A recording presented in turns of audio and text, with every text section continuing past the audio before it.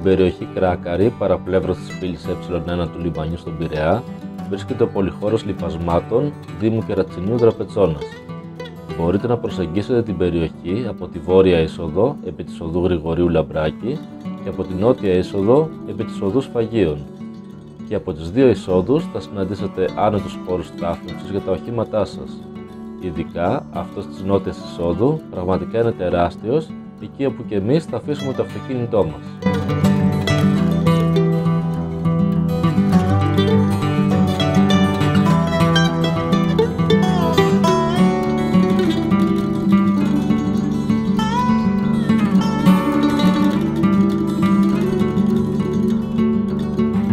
Ξεκινώντας την περιήγησή σας σε αυτό το όμορφο πάρκο, θα συναντήσετε 3 γήπεδα.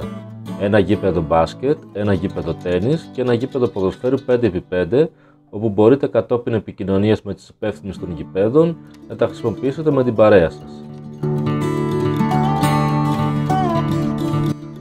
Συνεχίζοντας, θα συναντήσετε ένα μικρό θεατράκι με μια κερκίδα για τους θεατές, όπου εκεί τους καλοκαιρινούς μήνες διεξάγονται θεατρικές παραστάσεις, μουσικές συναυλίες και χορευτικές παραστάσεις από διάφορους συλλόγους και με τη συμμετοχή γνωστών καλλιτεχνών στο πλαίσιο του Φεστιβάλ στη Θάλασσα, ένα φεστιβάλ το οποίο έχει καθιερωθεί ως ένας πολιτιστικός θεσμός από το 2017.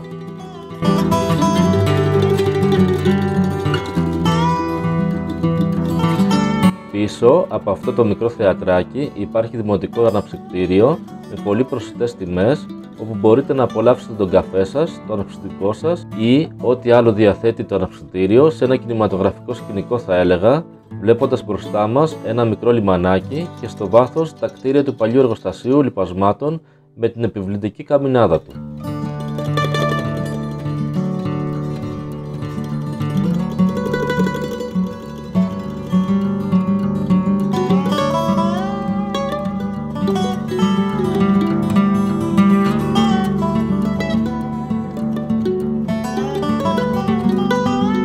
Στη συνέχεια θα συναντήσετε άλλο ένα σημείο με κερκίδες, όπου εκεί στο πλαίσιο του φεστιβάλ πραγματοποιούνται κάποιες μικρές θεατρικές παραστάσεις, εκθέσεις ζωγραφικής και φωτογραφίας, αναγνώσεις ποιητικών συλλογών και κάθε είδους πολιτιστικής δράσης.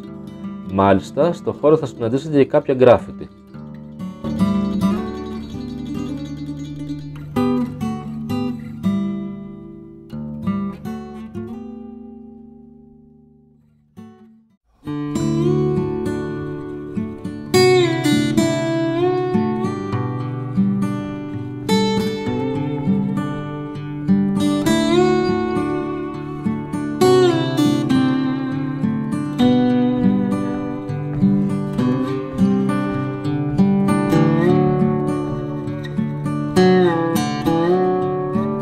Πλησιάζοντας τα κεντρικά παλιά κτίρια του πάρκου, θα συναντήσετε το εκκλησάκι της Αγίας Ειρήνης, όπου τα θυρανίξια πραγματοποιήθηκαν στις 4 Μαΐου του 2022. Περνώντας δίπλα από την επιβλητική δίχρωμη καμινάδα, αισθάνεται κανείς δέος για το ύψος της, η οποία είναι ορατή από πολλά σημεία του Πειραιά που βλέπουν τη θάλασσα.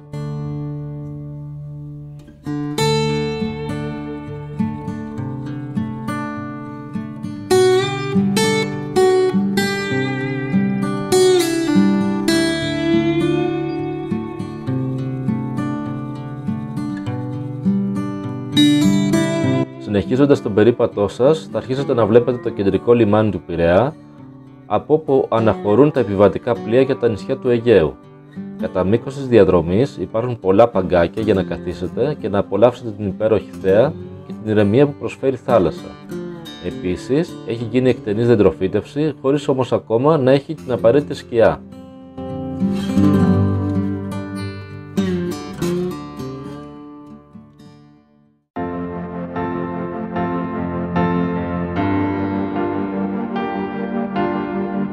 Στο τέλος της διαδρομής σας, αν έρθετε από την νότια είσοδο, θα συναντήσετε άλλο ένα αναψυκτήριο με καρέκλες και τραπεζάκια, όπου μπορείτε να καθίσετε και να παρατηρείτε τα πλοία που φεύγουν ή έρχονται στο λιμάνι του Πειραιά.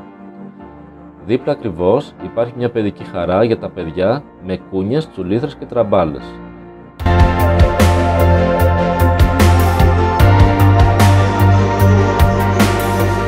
Μπροστά από το χώρο στάθμευσης της βόρειας εισόδου θα βρείτε ξύλινα ταγκάκια, ιδανικά για πικνίκ, ακριβώς μπροστά από τη θάλασσα.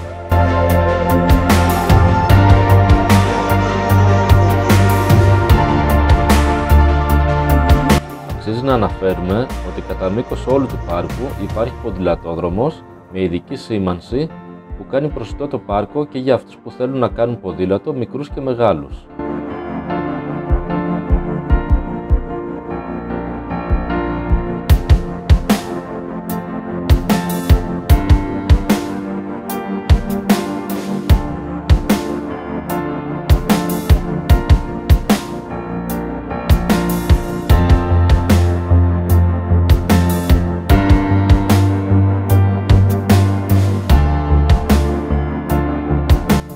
Επίσης, είναι ιδανική τοποθεσία για τρέξιμο ή απλό περίπατο σε ένα όμορφο σκηνικό δίπλα στη θάλασσα.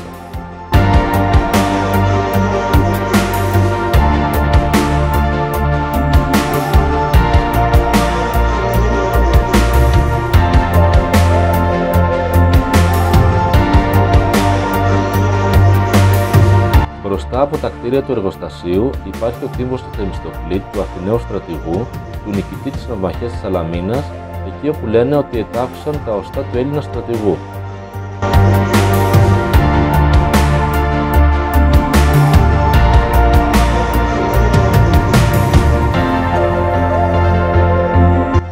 Ανεβαίνοντας στο λόφο θα συναντήσουμε τα δύο διατηρητέα με πολλές φορές όμως κτίρια του παλιού εργοστασίου λιπασμάτων, εκεί που είναι πολύ δημοφιλής για τους φωτογράφους και βιντεογράφους, γι' αυτό και θα δούμε να πραγματοποιούνται πολλές φωτογραφίσεις και βίντεο κλιπ.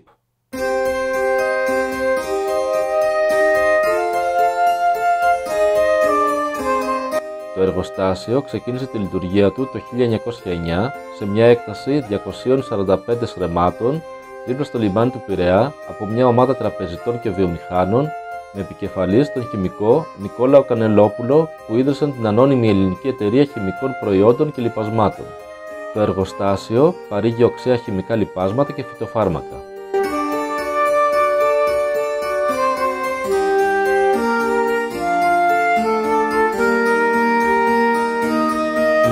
Μετά το θάνατο του Νικόλαου Κανελόπουλου το 1936 και μετά από 10 χρόνια, αφού τελείωσε και ο πόλεμος, το εργοστάσιο περνάει στην ιδιοκτησία του πρόδρομου Μποδοσάκη Αθανασιάδη και με τη βοήθεια της οικονομικής στήριξης του σχεδίου Μάρσαλ γράφει νέα ιστορία.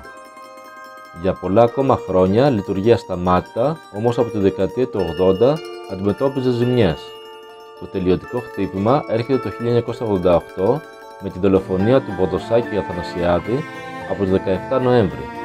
Το 1992 το Γιαλάδικο κλείνει οριστικά, ενώ το 1999 η πόρτα του εργοστασίου κλείνει για πάντα, γράφοντας έναν δύσκολο επίλογο. Τα κτίρια καταδαφίζονται το ένα μετά το άλλο, όμως από το 2003 και μετά, ό,τι μένει κρίνεται διατηρηταίο. Αυτή είναι η ιστορία πίσω από το εργοστάσιο, το οποίο είχε δώσει πνοή και δουλειά σε πολλούς ανθρώπους επί δεκαετίες εκείνη την εποχή. Σήμερα είναι ένα όμορφο πάρκο αναψυχής που θυμίζει σε παλιούς και νέους ότι κάποτε εδώ υπήρχε ένα εργοστάσιο το οποίο ήταν ένα από τα μεγαλύτερα στην Ελλάδα.